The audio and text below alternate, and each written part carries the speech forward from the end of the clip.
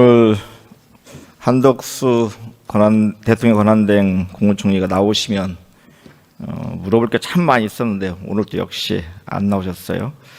지금 현재까지도 내란의 여파가 지금까지 미치고 있고 국가 경제는 매우 위태로운 상황입니다. 그런 상황에서 나오셔서 의원들의 목소리 그리고 국민을 대표하는 목소리를 들으셨으면 참 좋았겠다 이런 생각이 듭니다. 그래 대신하여 최상목 부총리께 질문하겠습니다.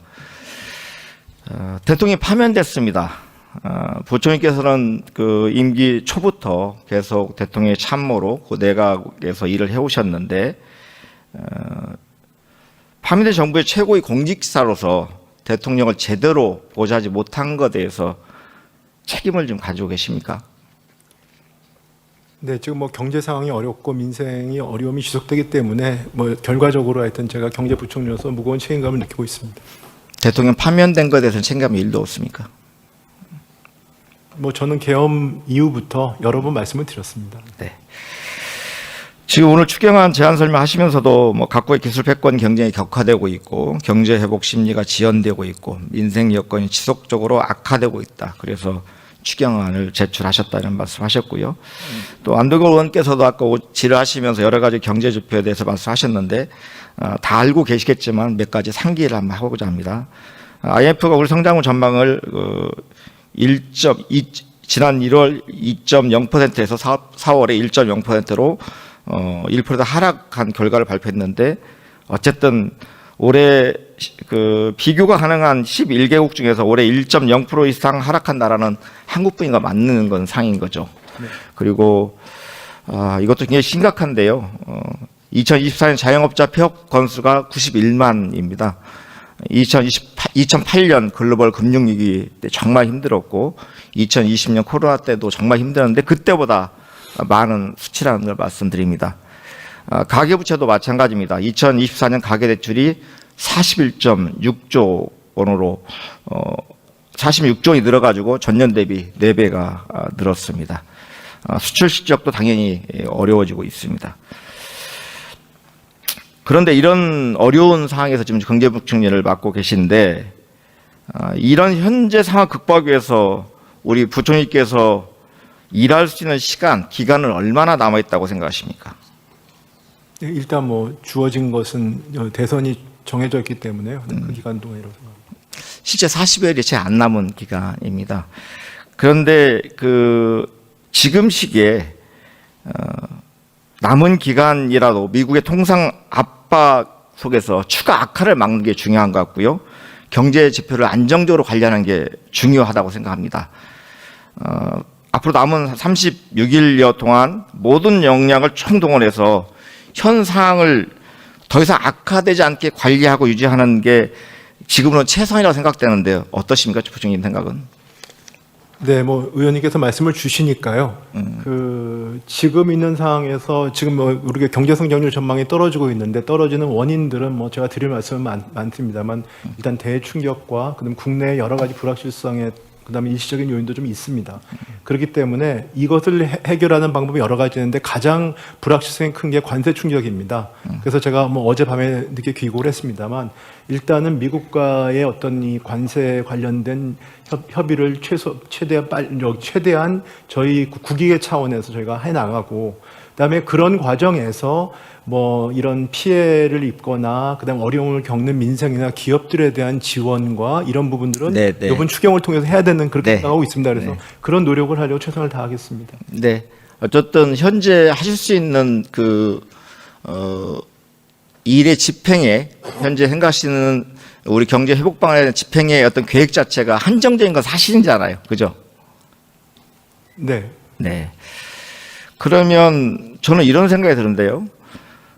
이 현재 경제는 많이 어려운데 그리고 윤석열 대통령이 파면됐는데 이 과정에서 우리 부총리님 책임이 더 클까요? 우리 국무총리 지금 현재 권한대행 맡고 계시는 한덕수 총리의 책임이 더 클까요? 똑같습니까? 글쎄 그 질문의 의도를 잘 모르겠습니다만 전 제 책임이 크다고 생각하고 있습니다. 네.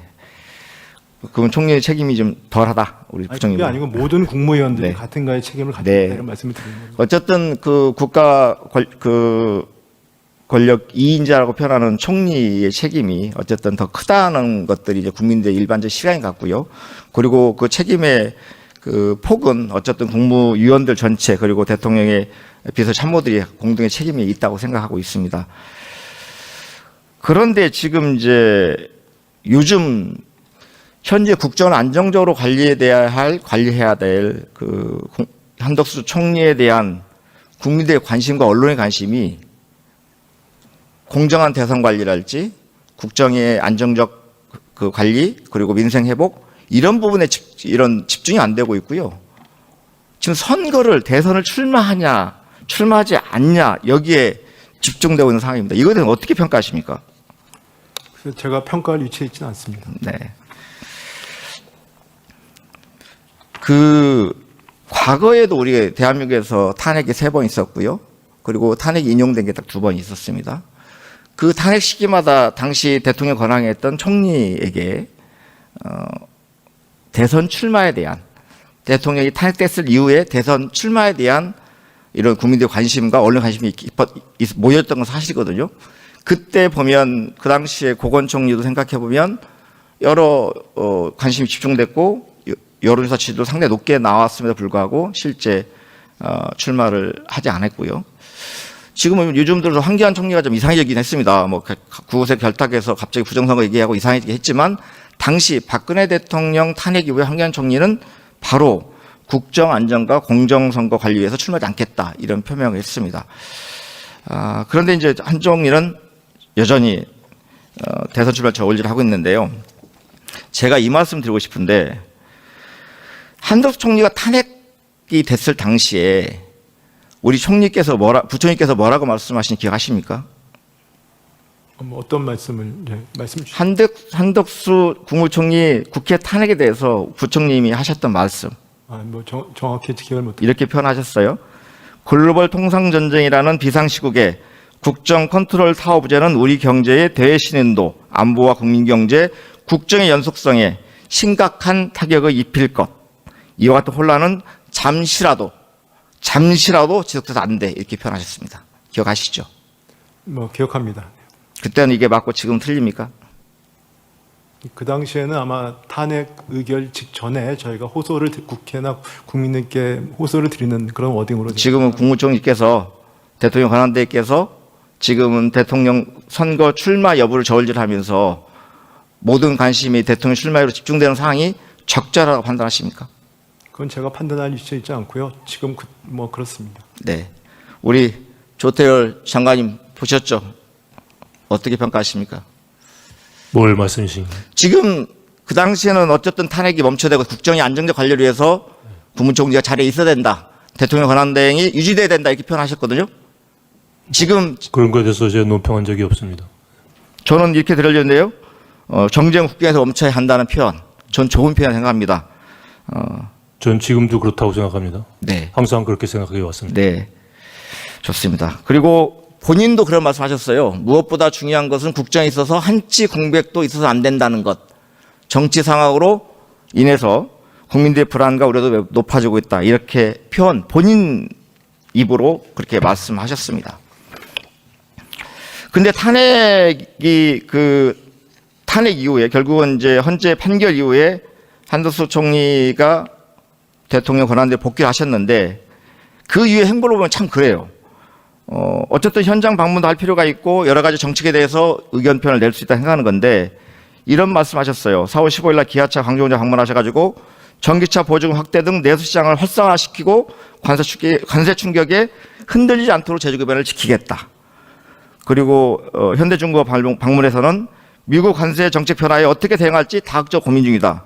근데 이런 얘기를 들으면서 어떤 느낌이냐면 임기를 마무리할 때까지 국무총리, 대통령 권한대행의 임기를 마무리할 때까지 이런 과제들을 해결하기 위해서 최선을 다하겠다는 것인지 대통령 출마를 위해서 사전선거도 하고 계신지 모르겠다는 말씀입니다. 저는 오늘 이런 말씀 드리는 이유는 뭐냐면 저는 출마하시려면 빨리 결단하는 겁니다. 오늘도 뉴스가 30일 날 출마한다, 5월 초에 출마 선언할 거다 이런 게 나옵니다. 국정 안정, 그리고 국정 예측 가능성 측면에서 하라면 하는 겁니다. 그런데 지금까지 어정쩡한 태도로 오히려 국정 혼란을 야기하고 있다 생각합니다. 그래서 오늘 부총님께 말씀드리고 싶은 건 뭐냐면 건하십시오. 대통령 출마가 의지가 있으시다면 오늘 당장 사퇴하고 출마를 하십시오. 그게 대한민국 미래를 위해서 현재 어려운 대한민국 경제를 위해서 그게 옳은 결단이라는 생각 고언하십시오. 그런 의사 있으십니까? 뭐 의원님이 그런 말씀을 하셨다는 말씀은 전달드리겠습니다. 네. 저 관세 협상 관련해서 드릴 말씀이 많이 있는데요. 어쨌든 한덕수 권한대행에게 여전히 보고를 하실 거라고 생각합니다. 보고를 할 수밖에 없는 거잖아요. 지금 대통령 권한이기 때문에. 근데 뭐 여러 보도가 있어서 짧게 드리는데요. 만월 협상 같은 거 보면 정말 무능력합니다. 통상을 맡길 수 책임 있는 결정을 할 수 있는 지위에 있어서는 안 된다고 생각합니다. 그런 측면에서 뭐 여러 얘기가 있는데 저는 좀 우리 부총리께서 안덕수 산업장관과 함께 책임감 있게 9.19 선으로 최선을 다해서 협의해 주시기 바랍니다. 한 가지 여쭤보고 싶은데 협의하고 협상 차이가 뭡니까? 협의는 그러니까 협상이라고 하는 것은 그러니까 구체적인 어떤 내용, 그러니까 협상은 우리가 말하는 뭐 통상법에 따른 어떤 그런 절차적인 그 규율을 받는 것이고요.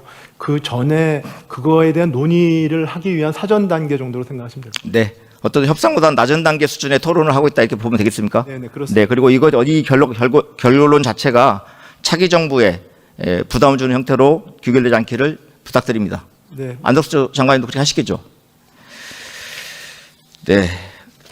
제가 해수부 차관님 나와 계시죠?